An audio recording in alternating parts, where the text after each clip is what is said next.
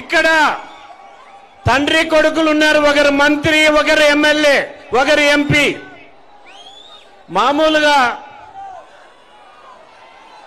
మామూలుగా వీరు ఎవరైనా ప్రజాప్రతినిధులు అయితే ప్రజలకు మేలు చేయాలి, కానీ వీరు చేసిన నిర్వాక్యం వల్ల పూర్తిగా అన్నమయ్య డ్యాం కొట్టుకొని పోయేదానికి కేవలం వీళ్ళే కారణం అనేది స్పష్టంగా తెలియజేస్తున్నాను.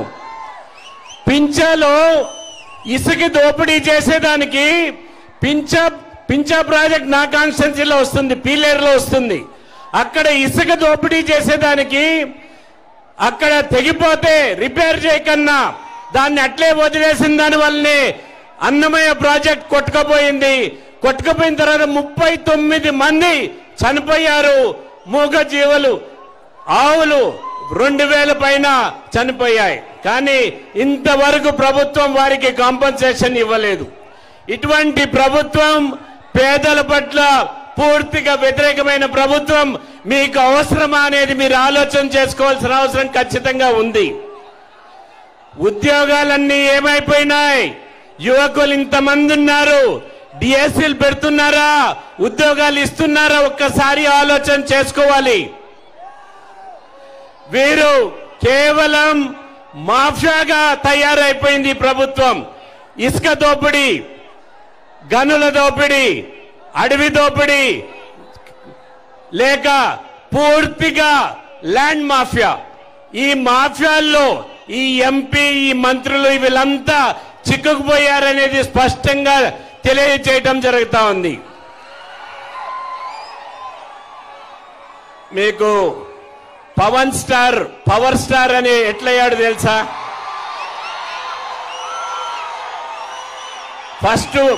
ఫస్ట్ మూవీల్లో మీరు ఆమోదించలేదు. ఆయన స్ట్రగ్లింగ్ స్టార్ గా ఉన్నాడు. ప్రజలు ఆమోదం తెలిపిన తర్వాత పవర్ స్టార్ అయ్యాడు. ఈ ఎలక్షన్ తర్వాత ఈ స్ట్రగ్లింగ్ స్టార్ పవర్ స్టార్ గా మీరు మార్చాల్సిన అవసరం ఖచ్చితంగా ఉన్నది అనేది స్పష్టంగా తెలియజేస్తున్నాను.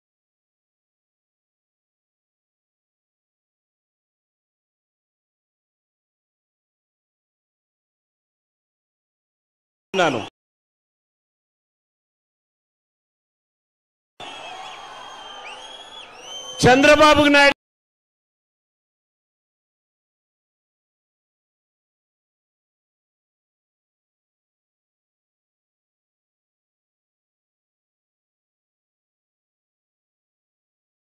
గారి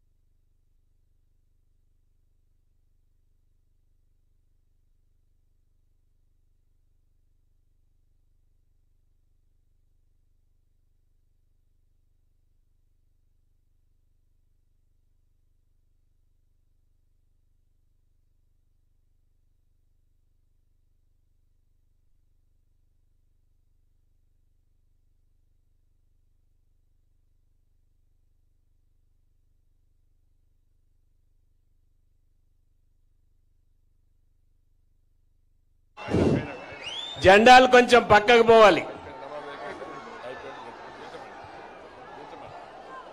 కొంచెం జెండాలు కిందికి తీసుకోండి. కనపడటం లేదు, వెనకాల వాళ్ళకి కనపడటం లేదు. పక్కకు పోండి, స్ప్రెడ్ అవుట్ కాండి. ఇక్కడి నుంచి మీకు ఒక కర్తవ్యం ఉన్నది. ప్రత్యేకంగా రాజంపేట పార్లమెంట్ సభ్యుణ్ణి ఓడించే కర్తవ్యం మీ పైన ఉన్నది. 150 మంది పనికిరాని వాళ్ళను, స్మగ్లర్లను తీసుకొని పిఠాపురం పోయి పవన్ కళ్యాణ్ గారిని ఓడిస్తాడంట ఈ ఎంపీ.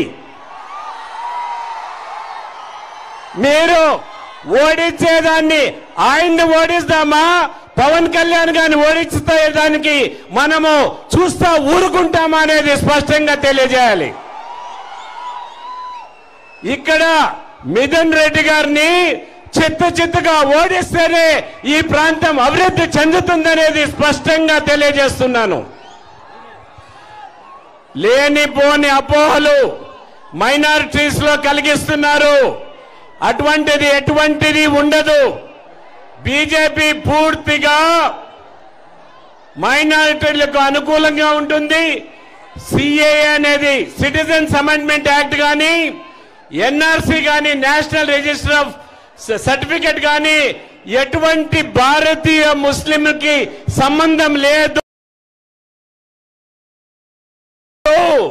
కేవలం పాకిస్తాన్ నుంచి బంగ్లాదేశ్ వచ్చిన ముస్లింలకి.